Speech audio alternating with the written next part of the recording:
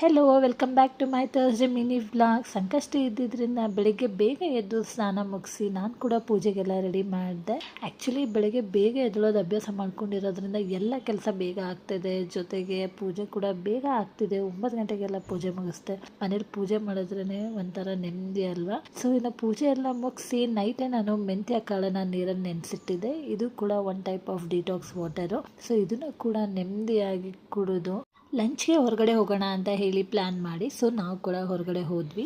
ತುಂಬ ದಿನದಿಂದ ಉತ್ತರ ಕರ್ನಾಟಕದ ಊಟ ತಿನ್ನಬೇಕು ಅಂತ ಹೇಳಿ ಆಸೆ ಆಗ್ತಿತ್ತು. ಸರಿ ಅಂತ ಹೇಳಿ ನಾನು ಚಂದು ಹೊರಟಿದ್ದು ಸಾಕರ್ ನಗರಲ್ಲಿರೋ ಅಂಥ ಬಸವೇಶ್ವರ ಖಾನಾವಳಿಗೆ. ಫೈನಲಿ ನಾವು ಕೂಡ ರೀಚ್ ಆದ್ವಿ. ರೆಸ್ಟೋರೆಂಟ್ ವೈಬ್ ಕೂಡ ತುಂಬಾ ಚೆನ್ನಾಗಿತ್ತು. ಸರಿ ಅಂತ ಹೇಳಿ ನಾವು ಕೂಡ ಊಟ ಆರ್ಡ್ರ್ ಮಾಡಿದ್ವಿ. ನಾವು ತೊಗೊಂಡಿದ್ದು ಫುಲ್ ಮೀಲ್ಸು.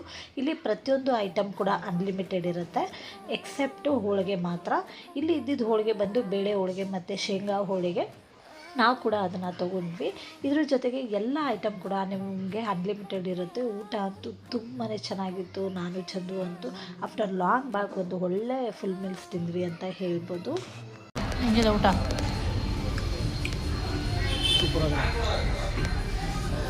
ಫಸ್ಟ್ ಟೈಮ್ ಅಲ್ವಾ ನಾವು ಈ ಥರ ಮೀಲ್ಸ್ ತಿಂತಿರೋದು.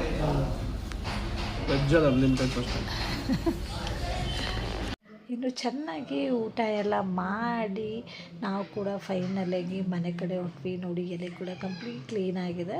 ಸೊ ಈವ್ನಿಂಗ್ ಬಂದು ನಾವು ಮೂವಿ ಬುಕ್ ಮಾಡಿದ್ವಿ. ಈಗ ರೀಸೆಂಟಾಗಿ ರಿಲೀಸ್ ಆಗಿರೋ ಅಂಥ ವೀರಭದ್ರುಡು ಸೂರ್ಯ ಅವ್ರದ್ದು.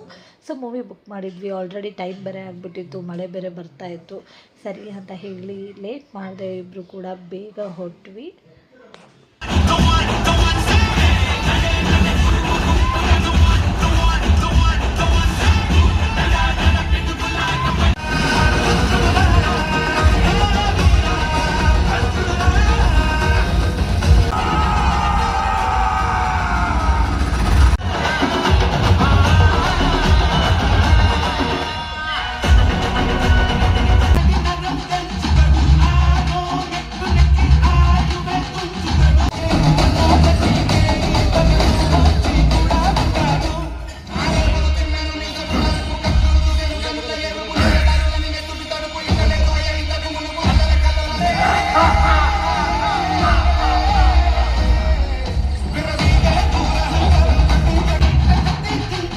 ಮೂವಿ ಅಂತೂ ತುಂಬಾ ಚೆನ್ನಾಗಿದೆ. ನಾನಂತೂ ಎಕ್ಸ್ಪೆಕ್ಟ್ ಮಾಡಿರಲಿಲ್ಲ ಸೂರ್ಯ ಸರ್ಗೆ ಈ ಗೆಟಪ್ ಅವ್ರಿಗೆ ಇಷ್ಟು ಸೂಟ್ ಆಗುತ್ತೆ ಅಂತ. ನಿಜ ಹೇಳಬೇಕಂದ್ರೆ ಸೂಪರಾಗಿದೆ ಅಂತ ಹೇಳ್ಬೋದು. ಮೂವಿ ಅಂತೂ ನಾವು ಚೆನ್ನಾಗಿ ಎಂಜಾಯ್ ಮಾಡಿಕೊಂಡು ಇನ್ನು ಮಾಲಲ್ಲಿ ಸ್ವಲ್ಪ ಹೊತ್ತು ಟೈಮ್ ಸ್ಪೆಂಡ್ ಮಾಡಿ ನಾವು ಕೂಡ ಮನೆ ಕಡೆ ಹೋಗಿ. ಸೊ ಇದಾಗಿತ್ತು ಇವತ್ತಿನ ವ್ಲಾಗ್. ಈ ವ್ಲಾಗ್ ನಿಮ್ಗೆ ಇಷ್ಟ ಆಗಿದೆ ದಯವಿಟ್ಟು ಲೈಕ್, ಶೇರ್ ಆ್ಯಂಡ್ ನನ್ನ ಚಾನಲ್ನ ಸಬ್ಸ್ಕ್ರೈಬ್ ಮಾಡೋದನ್ನ